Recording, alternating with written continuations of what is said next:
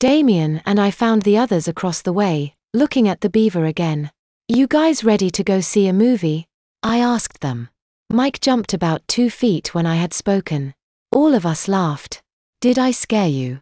I teased and poked him. "No," he laughed too. We left Gulliver's Mountain and headed for the Danbury Cinema, but by then, it was getting a lot busier on the streets and it felt colder. "My ears are cold," Mike whined. "My fingers are cold too," Sean added. "Put your hands in your pockets then, rocks for brains," I said to Sean. "I can't put my ears in my pockets," Sean said with a laugh. "Well, then cover your ears with your hands," Damien said. "Then my hands will get cold." Sean laughed more. "All right, let's just walk as fast as we can to the movies," Mark finally said.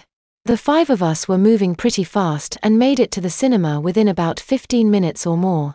"What are we going to see?" Mike asked no one in particular.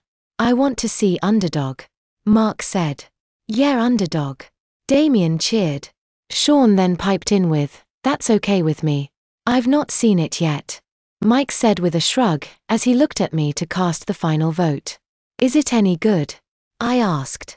None of us have seen it yet," Mark said, giving me a playful shove, but since he had Damien on his back, he nearly lost his own balance. That was enough incentive for Damien to bail, before he got dropped again. "I want popcorn," Damien announced loud enough for China to hear him. "So, are you good with Underdog?" Mike asked again. "Yeah, sure, why not?" I surrendered even though I really didn't care to see the movie. As it turned out, I didn't get to see most of it anyway. After we paid for our tickets, and before heading over to the concession stand, I covertly asked the gang, "Anyone need to be changed?"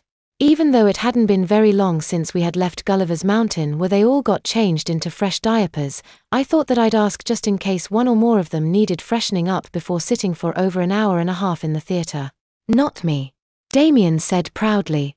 "I'm good too," Mike said while messing with Sean, by flicking the backs of his ears. "Boy, you better leave me alone or," Sean started to say. He wasn't really mad because he was laughing when he said it. "Or what?" Mike said as he began to slapbox with Sean. "All right, you two," I said snippily, "we are in public." "Sean, do you need to get changed?" I asked him. "I don't think so," he answered without really paying much attention to me because he was still messing with Mike. And then I looked around for Mark to ask him, but he had vanished. I assumed that he'd gone to the bathroom to change, and I had assumed correctly, because right as we were paying for our popcorn and sodas, he returned. Mark put a hand on my shoulder and whispered into my ear, "Watch the bathroom door. A kid with jet black hair will be coming out." It sounded like he was changing a diaper in the crapper next to mine.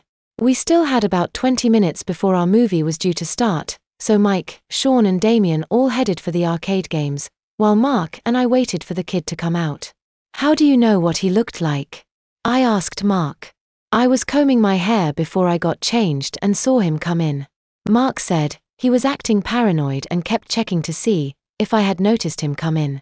Mark was grinning the way he says that I grin whenever I get the diaper itch, as he calls it. To be honest, I didn't think twice about him until I went into the stall and started to change.